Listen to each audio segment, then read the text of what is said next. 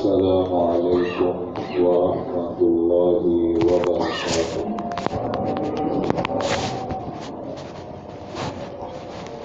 إن الحمد لله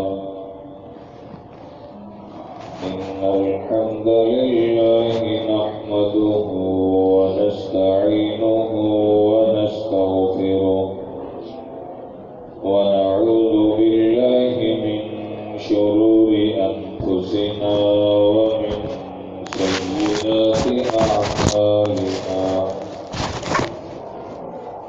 من يهده الله فلا مضل له ومن يضلله فلا هادي له.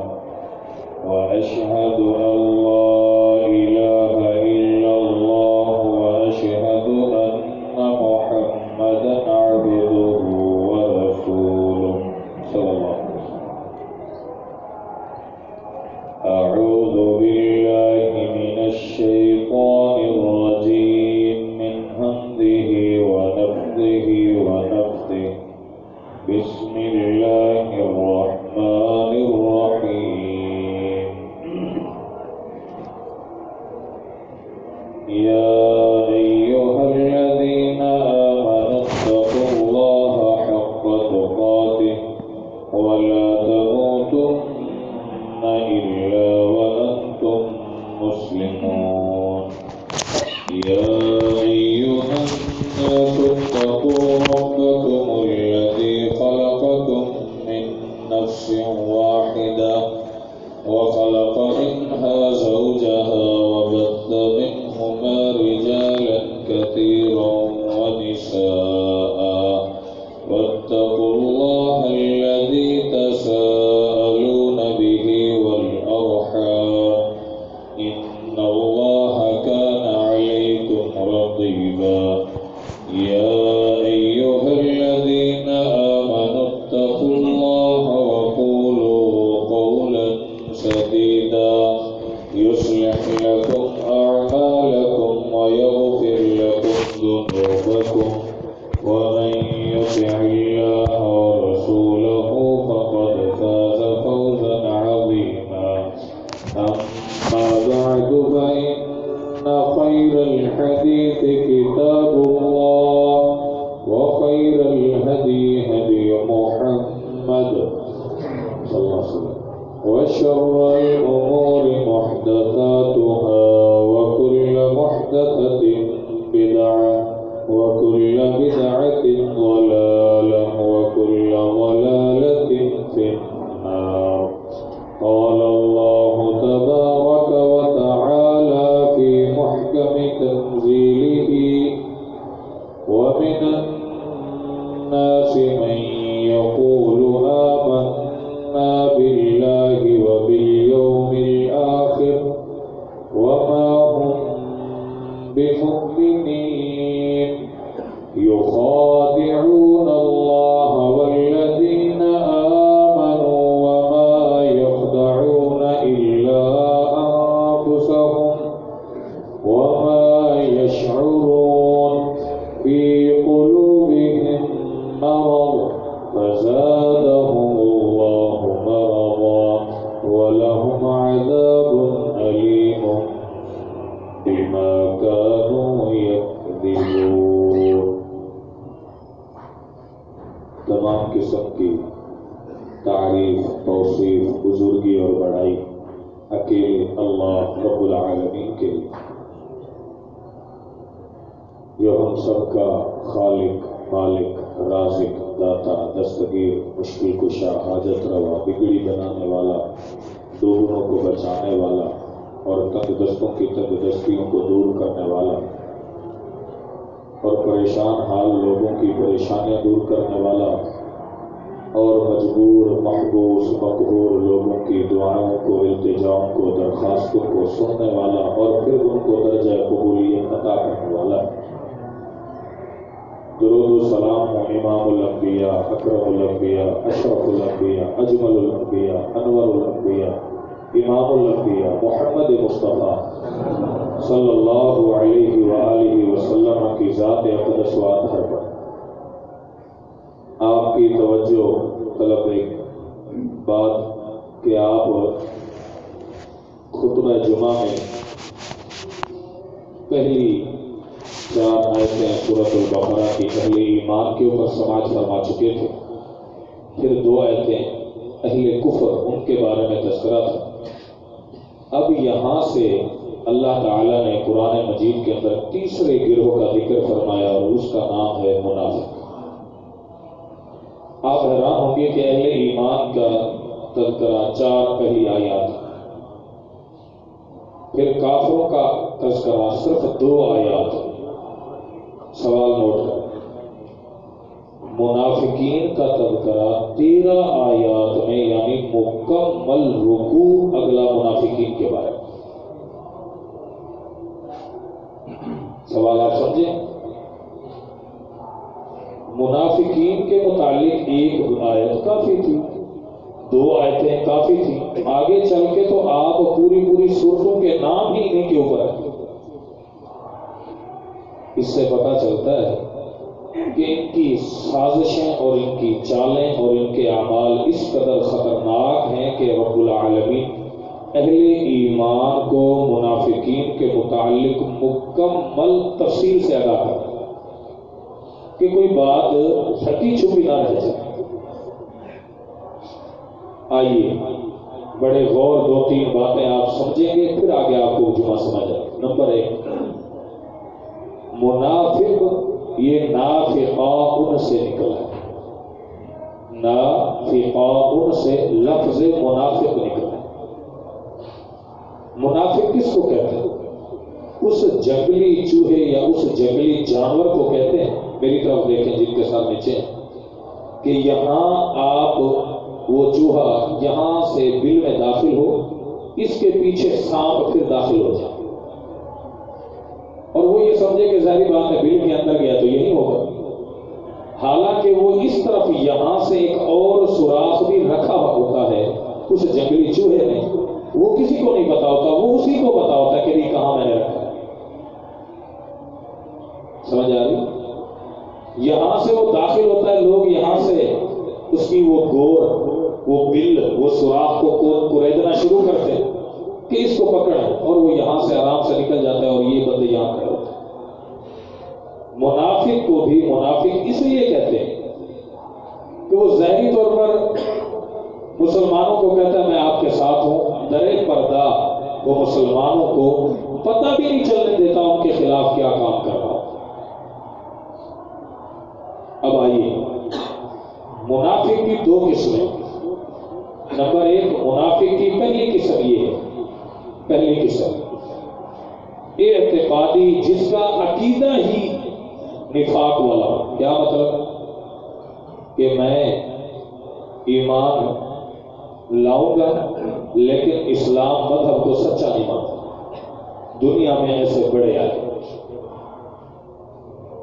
حتیٰ کہ آپ حیران ہوں گے نبی صلی اللہ علیہ وسلم کی زندگی میں بھی یہ موجود تھے صلی اللہ علیہ وسلم، اور قیامت تک یہ لوگ کیا رہیں گے؟ موجود ہیں۔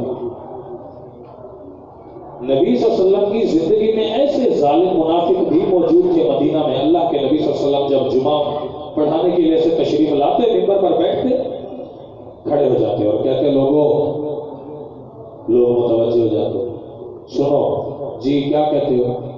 یہ جو شخص محمد صلی اللہ علیہ وسلم ہے، جو لے کر آئے ہیں سچ ہے، اور جو کہتے ہیں سچ کہتے ہیں۔ ظلم کی انتہا دیکھیں کہ منہ پر آپ اتنے ساتھ تھے، درے پردہ وہ اللہ کے نبی کی صلی اللہ علیہ وسلم کی اور اسلامی ریاست کی جڑیں کاٹنے میں لگے تھے۔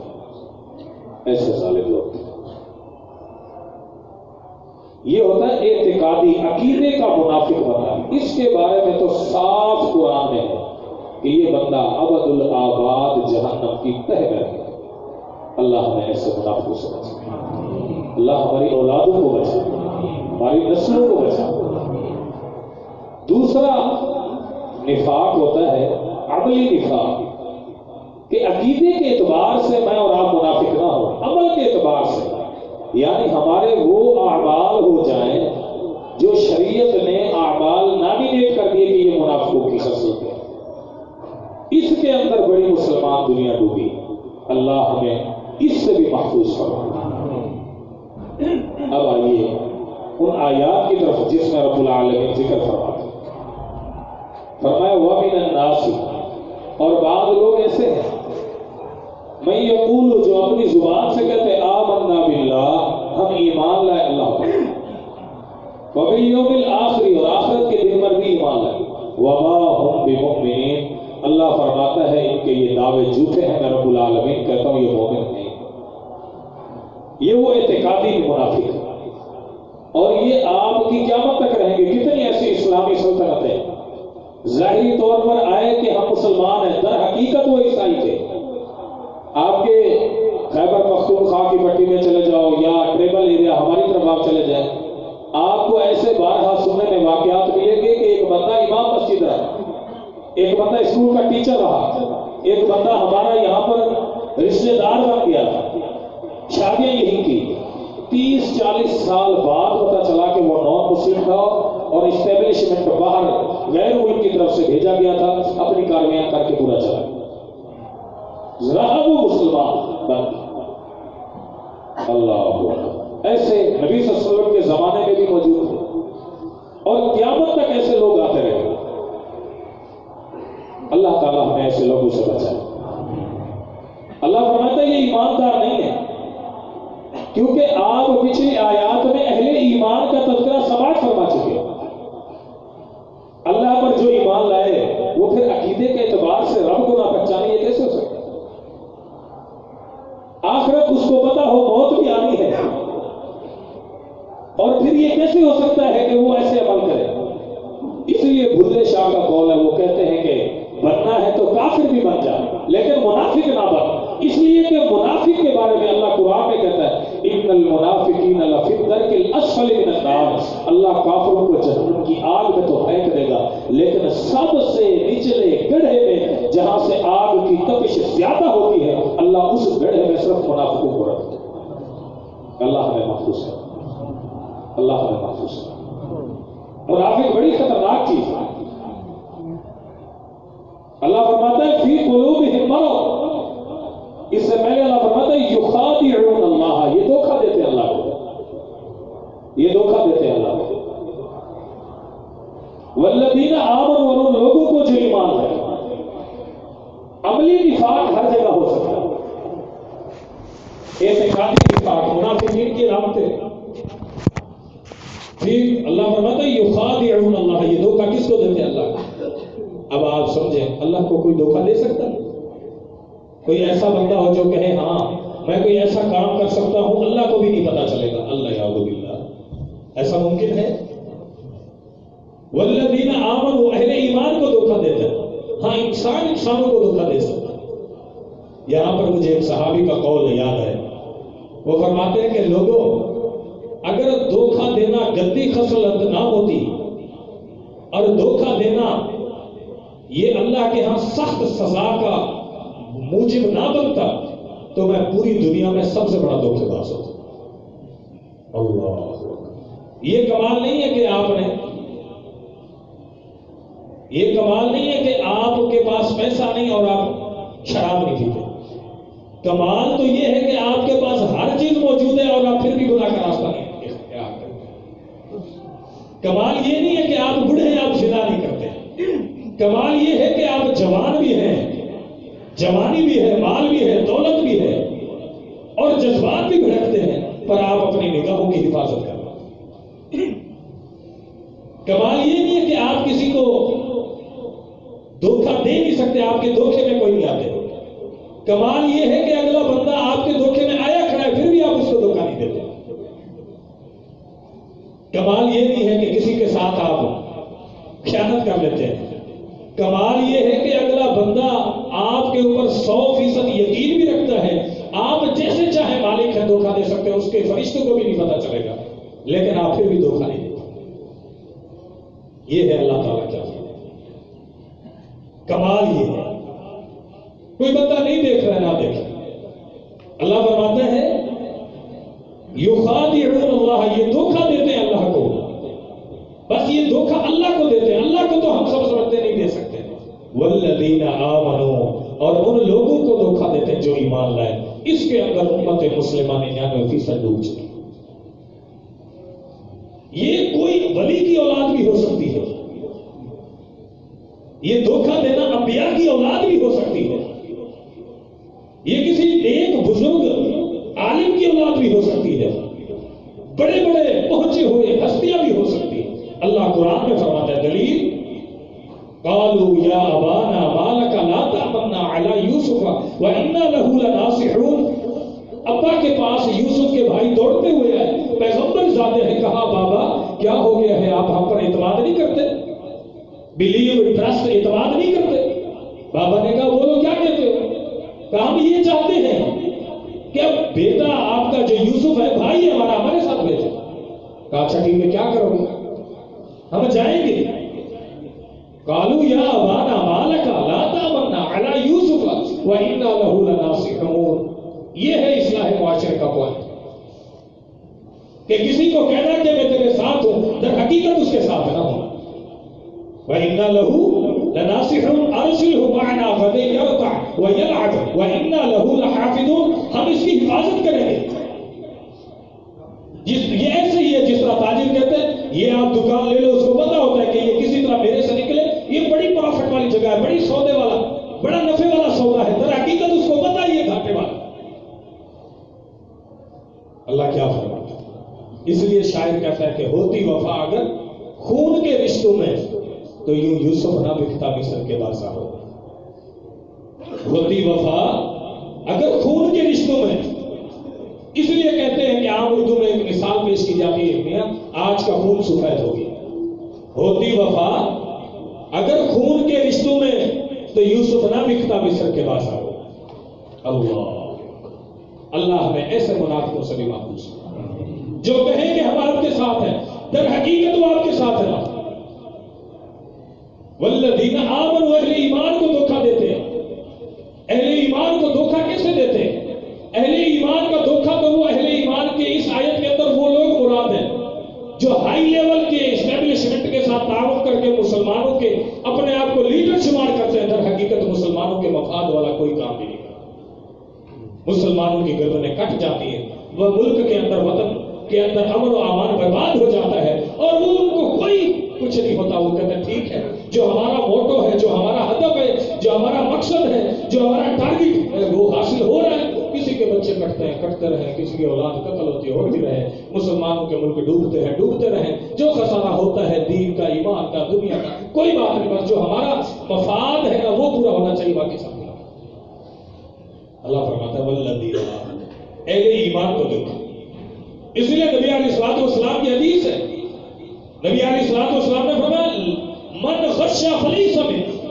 یہ حدیث ہے, ایک جملہ ہے, من غش فلیس منا. اور لوگوں خیال کرو, جو بندہ, یہ ہے بھی کتاب البیوع تجارت کے باب کے اندر نبی صلی اللہ علیہ وسلم کا فرمایا جو ہم میں سے بندہ دھوکہ دیتا ہے تجارت کے اندر, لوگوں کو مال کے اندر دھوکہ دیتا ہے, فلیس منا, اس بندے کا مجھ محمد سے کوئی تعلق نہیں صلی اللہ علیہ وسلم. اب آپ سوچیں اس صحابی کی یہ نصیحت, کیونکہ ہم سارے دکاندار ہیں نا جی, یا خریدنے والے ہم ہیں. اللہ اکبر. نبی صلی اللہ علیہ وسلم کے ایک صحابی کون ہے؟ ابو درداء رضی اللہ عنہ. آئے ہیں مارکیٹ میں, ایک جگہ گزر رہے تو ایک گھوڑا نظر آیا. کہا میاں گھوڑے کی قیمت لگا. انہوں نے کہا 400 دینار. کہا اچھا, قریب آئے, کہا یار اس کی 400 قیمت نہیں. کیا ہم گئے ایسے اہل ایمان.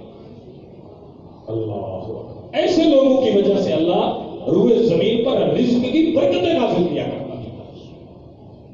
ایسا بندہ جس ملک میں ہوتا تھا رب کی اس ملک پر رحمتیں ہو جاتی. اس نے کہا یار اس کی 400 نہیں ہے. اس نے کہا جی کیا ہے؟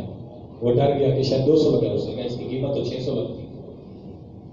خود خریدنے والا برانڈ دیکھ کر قیمت بڑھا رہا ہے. اس کے بعد اس نے کہا اچھا اس کو میں چیک کرو. غلام کو کہا ادھر آ. گھوڑے کو لے کر گئے, ادھر تک ایسے چلا کے واپس لے کہنے لگے اس کی قیمت تو 800. اس نے کہا جی آپ کی مرضی. سبحان اللہ, ہمیں ایسا امانت دار بنا. اللہ ہمیں لوگوں کے لیے, نبی صلی اللہ علیہ وسلم کا جو فرمان ہے خیر الناس انفعهم للناس, روئے زمین میں سب سے بہترین وہ لوگ ہیں جو لوگوں کے لیے سب سے زیادہ نفع ہوتے. اللہ ہمیں سب اپنا نفع نہیں, یہ دنیا ہے, کر بھلا ہو بھلا, آپ آپ کسی کا نفع سوچو گے، آپ انسانوں کو نفع دینا سوچو گے، شریعت کا اصول یہ ہے رب العالمین آپ کو نفع دینے کا سوچے، یہ اللہ کا اصول ہے۔ ایک آپ کی اسٹریٹجی ہے، ایک شریعت کی اسٹریٹجی، ایک آپ کا قانون ہے اور ایک رب العالمین کا قانون۔ اللہ فرماتا ہے ارحموا، نبی صلی اللہ علیہ وسلم کا فرمان ہے ارحموا من فی الارض یرحمکم من فی السماء۔ اللہ ارحموا من فی الارض۔ آپ کو یہاں ایک چھوٹا سا باریک نقطہ بتاتا ہوں، وہ نقطہ آپ نے زندگی میں پہلے نہیں سنا۔ سبحان اللہ، بڑا عجب حدیث اچانک یاد آئی، غور کریں۔ یہ حدیث ہے کہ رحم کرو زمین والوں پر، آسمان والا تم پر رحم کرے۔ عبداللہ بن عمر بن عاص صحابی رسول ہے، سبحان اللہ سبحان اللہ، صحابی رسول ہے۔ یہ کہتے ہیں میں نے نبی صلی اللہ علیہ وسلم سے زندگی میں سب سے پہلی حدیث جو سنی وہ یہ حدیث ہے۔ کون سی حدیث؟ سب سے پہلی حدیث۔ پھر اس صحابی سے اس کے شاگرد نے جو پہلی حدیث سنی وہ بھی یہ تھی۔ اب سلسلہ چل پڑا آگے، اس صحابی کے پاس آیا وہ شخص جو آپ نے نبی سے پہلی حدیث سنی وہ مجھے بیان کی۔ اس صحابی نے اپنے شاگرد کو وہ حدیث بیان کی، یہ والی۔ اس صحابی کے شاگرد تابعی کے پاس ایک شاگرد ہے، اس نے کہا استاد جی مجھے وہ حدیث بیان کر جو آپ نے اپنے استاد سے سب سے پہلی حدیث سنی ہے امتیاز۔ اس کے پاس اور شاگرد ہے، اس نے کہا استاد جی ایسے چلتے چلتے اللہ کے شکر کے طور پر کہتا ہوں دبئی کے اندر ایک عربی شیخ ہے، ان کی عمر بڑی ہو چکی ہے، بڑی آخری عمر میں بولتے ہیں 2 ہفتہ قبل یہ حدیث ان کے درمیان اور نبی صلی اللہ علیہ وسلم کے درمیان 16 شخص تھے، آج آپ نے یہ حدیث سنی 17واں میں وہ شاگرد ہوں۔ اللہ کے نبی صلی اللہ علیہ وسلم کے درمیان اور میرے درمیان صرف 17 لوگ ہیں، میں نے بھی ان سے یہ پہلی حدیث سنی جو آج آپ کو خطبہ جمعہ میں نے دیا۔ سب سے پہلی حدیث جو اپنے استاد سے میں نے سنی، میرے استاد نے اپنے استاد سے سنی، اس استاد نے اپنے استاد سے سنی، اس نے اگلے اس سے سنی، 17 واسطے حتیٰ کہ صحابی کے شاگرد نے صحابی سے سنی اور صحابی نے محمد رسول اللہ صلی اللہ علیہ وسلم سے سنی۔ وہ یہی حدیث تھی ارحموا من فی الارض یرحمکم من فی السماء۔ اور لوگوں تم زمین والوں پر مہربانی کرو، اللہ تم پر مہربانی کرو۔ حدیث کیا ہے؟ نبی صلی اللہ علیہ وسلم نے فرمایا اور لوگوں من غش فلیس منا، جو دھوکہ دیتا ہے وہ ہم میں سے نہیں، جو دھوکہ دیتا ہے ہم میں سے نہیں۔ اللہ کے نبی علیہ الصلوۃ والسلام نے باقاعدہ قرآن کے اندر حدیث کے اندر واقع ہے۔ ایک یہ تذکرہ ہے منافقین کا کہ منافق اہل ایمان سے دوستیاں نہیں لگائیں گے، کفار سے دوستیاں لگائیں گے۔ اللہ قرآن میں فرماتا ہے یا ایھا الذین آمنوا لا تتخذوا اليہود والنصارى اولیاء۔ آپ تاجر ہیں، آپ چائنا جاتے ہیں، آپ غیر ملک جاتے ہیں، نان مسلم سے آپ تجارت کر سکتے ہیں، لیکن اہل ایمان کا یہ تقاضا ہے خبردار ان کو آپ نے یہ نہیں کہا کہ آپ ہمارے دوست ہیں، آپ ہمارے جگری دوست ہیں۔ خبردار یہ جملہ کہنے سے عقیدہ الولاء والبراء ٹوٹ جاتا ہے۔ آپ کا اگر کوئی جگری دوست ہو تو وہ مسلمان ہونا چاہیے، چاہے وہ تاجر آپ کو جتنا وہاں سے نفع دیتا ہو، جس طرح وہ مال دیتا ہو، لیکن وہ آپ کا جگری دوست ہو سکتا، آپ کے دل میں اس کے لیے محبت ہو سکتی نہیں ہے۔ اگر آپ تجارت کرتے ہیں کریں، دنیا کا نفع آپ کماتے ہیں اور اسی نفع میں ہی ڈوب کر آپ اللہ کے دین کو بھلا دیتے ہیں تو آپ بڑے خسارے اور گھاٹے ہو۔ دوستی آپ کے ساتھ ہونی چاہیے اہل ایمان، یارانہ ہونا چاہیے آپ کا کس کے ساتھ؟ اہل ایمان کے ساتھ۔ نبی علیہ الصلوۃ والسلام نے فرمایا کل قیامت کے دن اللہ رب العالمین فرمائے گا کون ہے وہ بندے جو 2 شخص آپس میں ان کا تعلق ایمان کی وجہ سے دوستی کا تھا، آج ان کو میں سایہ نصیب فرماؤں۔ دعا کریں اللہ ہم کو ان میں سے فرما، قیامت کی ہولناکیوں سے محفوظ کرنا۔ فی قلوبہم مرض، اہل ایمان کو یہ دھوکہ دیتے ہیں۔ نبی علیہ الصلوۃ والسلام کا ایک اور حدیث اللہ قرآن میں بھی کہتے ہیں، فرمایا منافق کی ایک نشانی یہ ہے۔ اب نوٹ کریں، یہاں کوئی ایسے بھائی، وہ جب میں داخل ہوتا ہوں، یہ پٹھان طبقہ کیونکہ مجھے پشتو بھی آتی ہے، ہاں جی، وہ پٹھان طبقہ جتنے یہاں یہ آپ کے بار بردار اٹھاتے ہیں نا، تو یہ اکثر میرے دوست ہیں، میں جیسے داخل ہوں تو ان کو لے آتا ہوں، وہ ماشاءاللہ دوست ہیں، اللہ ان کو جزائے خیر دے، قبول کرتے ہیں، احترام کرتے ہیں۔ فرمایا وَهُمْ كُسَالَىٰ، اللہ فرماتا ہے کہ وہ نماز پر آتے ہیں سستی کرتے ہیں۔ اگر وہ میرے بھائی، میں ان کو اکثر یہ کہتا ہوں اور آپ میں سے کوئی بھی بھائی یہاں بیٹھا ہے، اللہ قرآن میں فرماتا ہے نماز میں نہیں آتے، لا یأتون الا وهم کسالى، نماز میں آتے ہیں مگر سستی کرتے ہیں۔ ہمیشہ نماز با جماعت نہیں پڑھتے، ہمیشہ آ کے دوسری جماعت ہی ہو رہی ہے، حالانکہ ہفتے میں، مہینے میں، 10 دنوں میں، 15 دنوں میں ہو جائے نماز با جماعت رہ جائے تو ایک مرتبہ، یہ کیا ہوگا کہ ایک جماعت ہوگی دوسری جماعت ہو رہی ہے؟ جماعت دوسری نہیں تیسری بھی ہو سکتی ہے، جو جب آیا پڑھ لے۔ اصل مسئلہ یہ ہے، اللہ قرآن میں کرم فرماتا ہے کہ منافق کی ایک علامت یہ ہے کہ وہ نماز میں ہمیشہ سستی کرتے ہیں۔ بھائی نماز پڑھنی ہے نا تو اول وقت میں کیوں نہیں پڑھتے؟ ہمیشہ لیٹ کیوں پڑھتے؟ اللہ قرآن میں کہتا ہے کہ یہ کیا ہے؟ یہ منافق شخص ہے جو نماز میں ہمیشہ لیٹ کرتا ہے، ہمیشہ لیٹ کرتا ہے۔ فجر کی نماز ہے، وہ 6:30 بجے جا کے پڑھتے، 6 بجے جا کے پڑھتے، اندھیرے میں کیوں نہیں پڑھتے؟ اول وقت میں کیوں نہیں پڑھتے؟ نبی علیہ الصلوۃ والسلام کی حدیث کہ فرمایا، نبی علیہ الصلوۃ والسلام کہ فرمایا صلاۃ افضل الصلاۃ علی المنافقین صلاۃ العشاء و صلاۃ الفجر، یہ ہے تھرمامیٹر نبی پاک کی حدیث۔ یہاں میں اپنے آپ کو لگاؤں، اپنے دل سے پوچھیں کیا خیال ہے؟ ہم سیکھنے آئے ہیں۔ نبی صلی اللہ علیہ وسلم نے فرمایا سب سے منافقوں پر 2 نمازیں بھاری ہیں، سب سے بھاری 2 نمازیں، کون سی؟ ظہر کی، عصر کی، مغرب کی نہیں، فرمایا منافقین پر 2 نمازیں سب سے بھاری ہیں، ایک عشاء کی نماز، سب تھکے ہوتے ہیں، صبح سے کام کر رہے ہیں، دکانوں پر بیٹھے ہیں، بڑے پریشان ہیں، حساب کتاب نہیں کی ہے، عشاء کی نماز سب سے بھاری، وصلاۃ الفجر، اور دوسری منافقوں پر فجر کی نماز بھاری۔ کیا خیال ہے بھائی؟ میں آپ کا استاد، آپ کو حدیث پڑھتا ہوں، یہاں پڑھاتا ہوں، ٹھیک ہے؟ آپ مجھے اللہ کے گھر میں بیٹھے ہیں، آپ نے جواب نہیں دینا، اللہ کے ساتھ اپنی لائن سیٹ کریں اسی جگہ بیٹھے ہوئے۔ کون میرے بھائی ہیں جو آج فجر کی نماز با جماعت پڑھتے ہیں؟ آپ اپنے اللہ کے ساتھ دیکھیں، یہ وہ خوش نصیب ہے جنہوں نے کہا بھی ہم پڑھ گئے۔ اللہ آپ کی تعداد کو بڑھا دے، اللہ آپ جیسے ہماری ان کی تعداد پوری دنیا میں اور بڑھا۔ اب ہم دوسرے پوائنٹ کی طرف آتے ہیں، کیا خیال ہے؟ ہم سب کو بھی نماز پڑھنی چاہیے اور با جماعت پڑھنی چاہیے، اور نبی صلی اللہ علیہ وسلم کہہ رہے منافق پر سب سے بھاری نماز وہ ہے جس کی فجر کی نماز ہے، اور نبی صلی اللہ علیہ وسلم کی ایک حدیث ہے، فرمایا جو بندہ فجر کی مؤذن کی اذان سن کے نہیں اٹھتا ہے، وہ شیطان اس کو آتا ہے ایسے ٹھپکی دیتا ہے، لوری دیتا ہے، سو جا ابھی بڑا ٹائم ہے، بڑا ٹائم، حتیٰ کہ شیطان اس کے کان میں پیشاب کر دیتا ہے، پھر وہ اٹھتا ہے، جناب ظاہری طور پر غسل کر کے آئے گا، بڑی برانڈ نیو گاڑی میں آئے گا، کاٹن پہن کے آئے گا، بڑی اچھی خوشبو لگا کے آئے گا، اہل ایمان کو اس کی بدبو ادھر سے نظر آ جائے گی۔ اللہ نماز نہیں پڑھی اس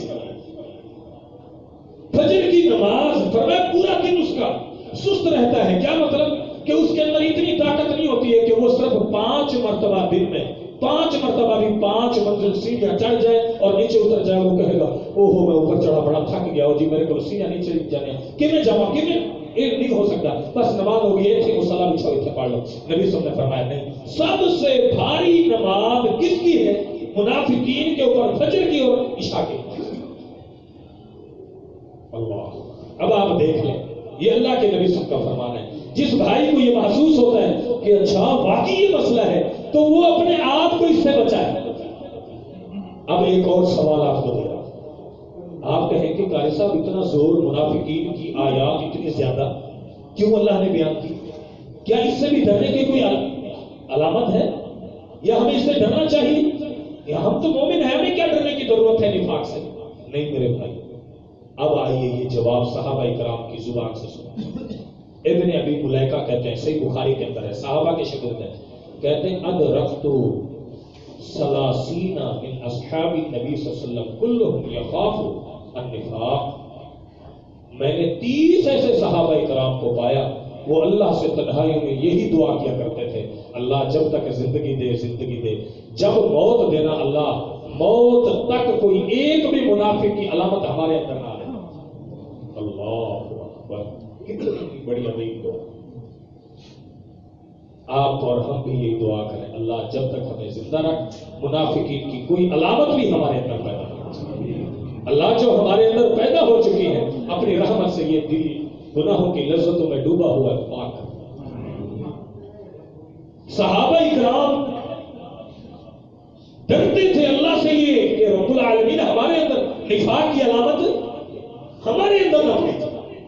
और आए कौन है अमीर शख्सियत? अमीरुल मोमिनीन उमर बिन खत्ताब रज़ियल्लाहु अन्हु। जब सहाबी का नाम सुने, जिस तरह आप नबी के नाम सुनते हैं मोहम्मद सल्लल्लाहु अलैहि वसल्लम, इसी तरह ये भी सुन्नत है कि आप सहाबी का नाम सुने तो क्या कहें?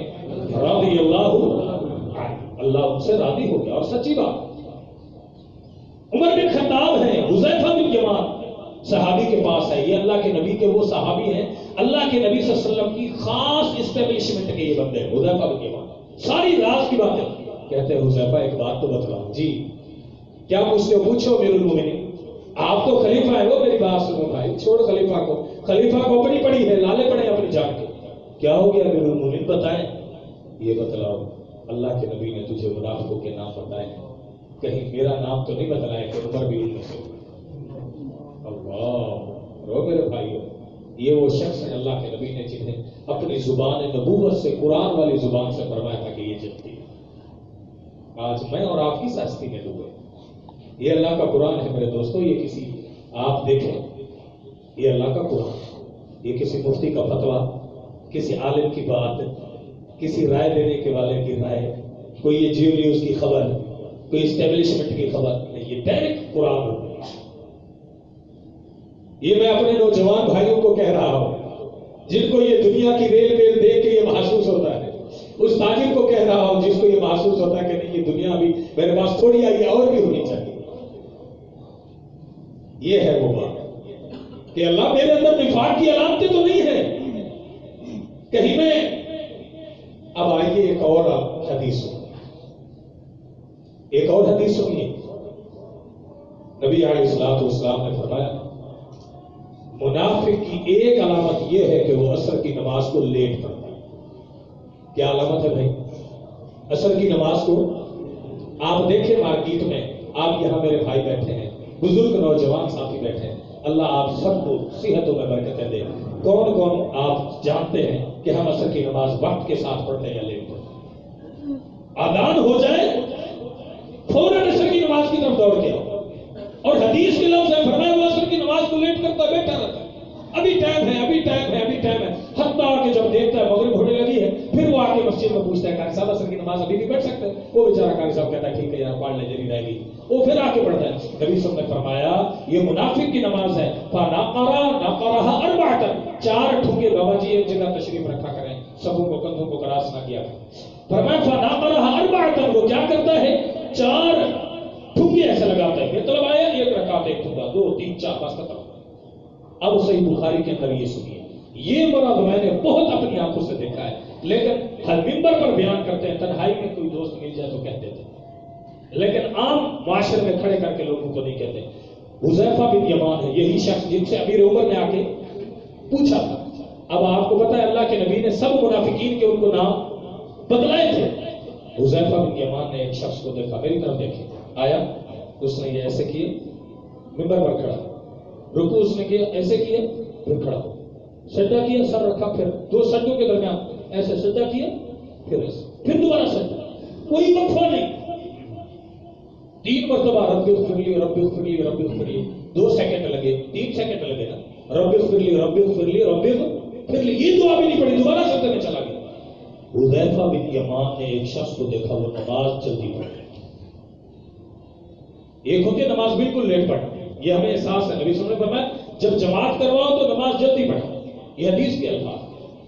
फरमाया मन की सल्ली इमाम फलयुखफ़िफ़, जो लोगों को नमाज पढ़ा रहा है वो नमाज हल्की करे, अकेले लंबी चाहता है पढ़े, क्योंकि फरमाया फीही मुद्दईफ वल मुसाफिर वल मरीद, इसमें मुसाफिर है, मरीद है, मिस्कीन है, बेचारे बूढ़े हैं, कोई तकलीफ वाला होगा, नमाज फरमाया जल्दी करो, लेकिन इतना जल्दी भी ना करो कि 3 मरतबा बंदा दोबारा पढ़ सके।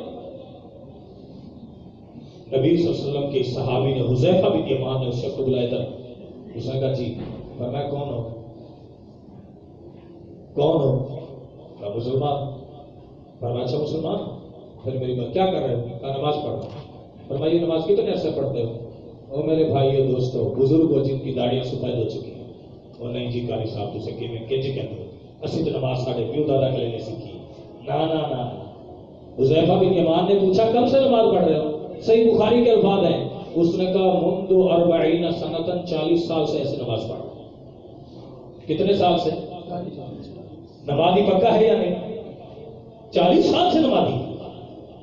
حذیفہ بن یمان نے کہا وَلَوْ مُتَّ عَلَى غَيْرِ فِطْرَةِ الْإِسْلَامِ، اگر اس نماز پڑھتے پڑھتے تجھے اللہ موت دے دے تو حالت کفر پر مرے گا، اسلام پر نہیں کرے گا۔ استغفر اللہ، اللہ ہمیں حالت اسلام پر موت دے۔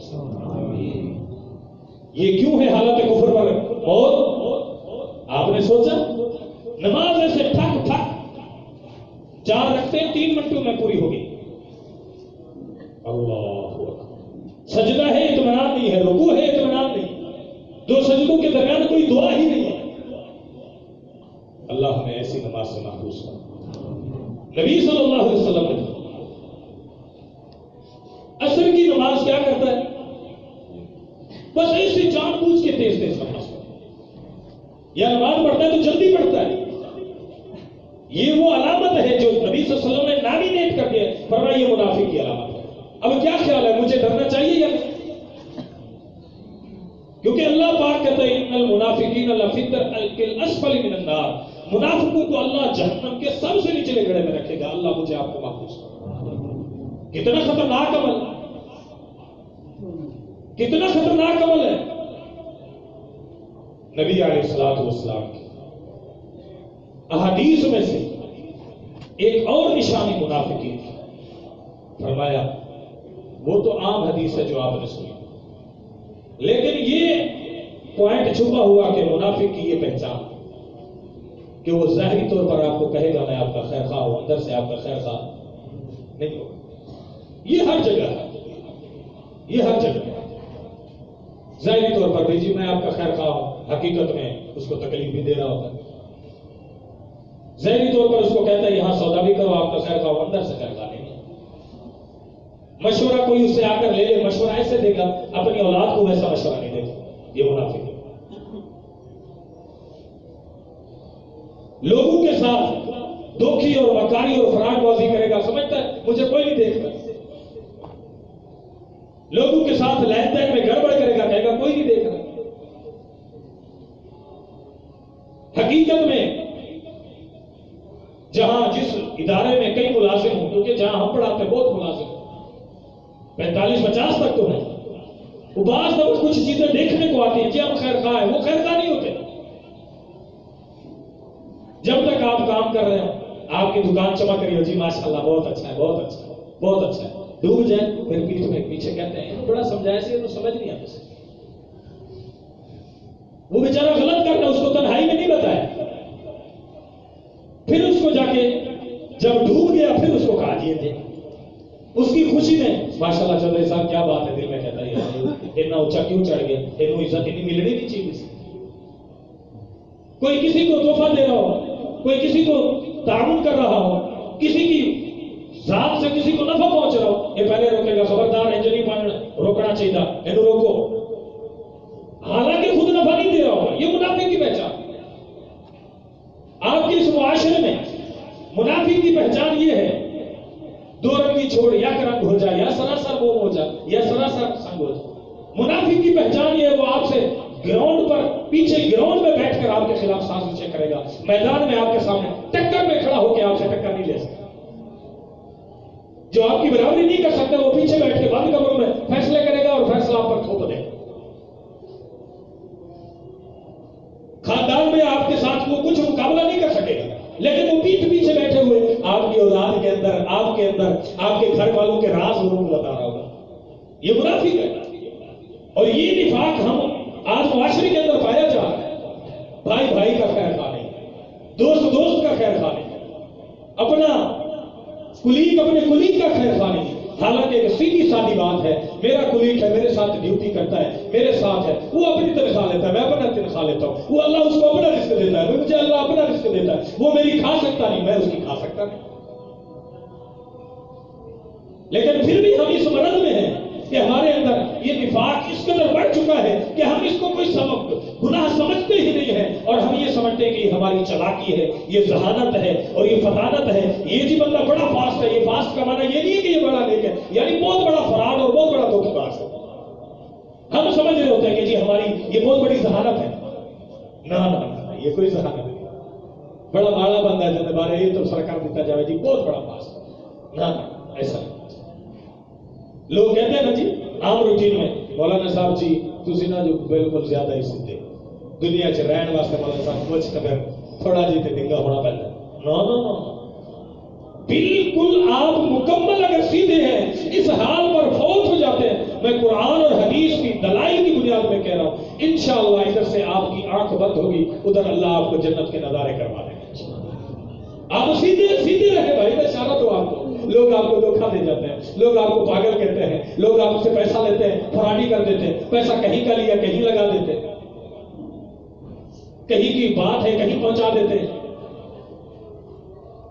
یہ ساری چیزیں ہمارے معاشرے میں ہو رہی ہے اور بکثرت ہو رہی ہے اور اللہ کیا فرماتا ہے فی قلوبہم مرض ان منافقین کے دلوں میں بیماریاں ہیں یہ کسی کو خوش نہیں دیکھ سکتے کسی کو اچھا نہیں دیکھ سکتے کسی کا اچھا لباس نہیں دیکھ سکتے کسی کے اچھا اسٹیٹس نہیں دیکھ سکتے کسی کو کھاتا پیتا نہیں دیکھ سکتے اللہ فرماتا ہے فی قلوبہم مرض ان کے دلوں میں بیماری ہے اے پیغمبر پھر تو دعا کر فزادہم اللہ مرضا اللہ اس بیماری کو اور بڑھا دے ولہم عذاب علیم بما کانوا یکذبون یہ قرآن کو نبی کے فرمان کو سچا نہیں مانتے ہیں اللہ فرماتا ہے ان کے لیے دردناک عذاب اللہ کے نبی صلی اللہ علیہ وسلم کی ایک دعا نبی صلی اللہ علیہ وسلم دعا مانگا کرتے تھے اللہم طہر قلبی من النفاق اللہ میرے دل سے نفاق کو دور فرما دے وعملی من الریا میرے عمل میں ریا نہ ہو یہ بھی نفاق ہے اللہ اس سے مجھے بچا لے وعینی من الخیانہ اللہ میری آنکھ خیانت سے بچا لے یہ جی دوست ہے کتنے ایسے شہروں کے اندر ہیں گاؤں کی طبیعتوں کے اندر یہ حقیقت ہے ہم نے دیکھا گاؤں کے ماحول کے اندر بھی اور اس کی طبیعتوں کے اندر بھی یہ بات ہے کہ وہاں نفاق کم ہوتا ہے یہاں تو یہ جی لاہور ہے یہ جی کسی نے کچھ دیکھا ہی نہیں میں کہتا ہوں جی یہ لاہور ہے ہر ہی بندہ اندر سے اور اوپر سے اور شہر کے اندر اور بڑا نفاق ہوتا ہے اور بڑے فراڈی ہوتے ہیں اور بڑے مکار ہوتے ہیں ظاہری طور پر آپ کے خیر خواہ ہوں گے یہ اس شہر کا نام نہیں یہ تو ایک جملہ ہے تمام شہروں میں آپ جائیں ایسا ہوگا اللہ تعالیٰ ہمیں آپ کو اس سے محفوظ کر رب العالمین سے دعا کریں اللہ مجھے آپ کو نفاق کی تمام علامات سے محفوظ کر اللہ یہ بہت خطرناک عمل ہے اللہ تعالیٰ ہمیں کیا کر دے ظاہری طور پر جیسا ہو اندرونی طور پر بھی اللہ ویسا اللہ ہم بڑے گنہگار ہیں ہمارے ظاہر اور باطن کو بھی جیسا کر دے اپنے ساتھوں کے ساتھ اپنے ملازموں کے ساتھ اپنے ٹیم کے ساتھ اپنے ان پڑوسیوں کے ساتھ اللہ بالخصوص اپنے مسلمان بھائیوں کے ساتھ جو کلمہ پڑھتے تیرے نبی کا اور تیرا اللہ ہمیں ان کے ساتھ دھوکے باز نہ اللہ مجھے آپ کو عمل کی توفیق نصیب فرما دے واسطہ الحمدللہ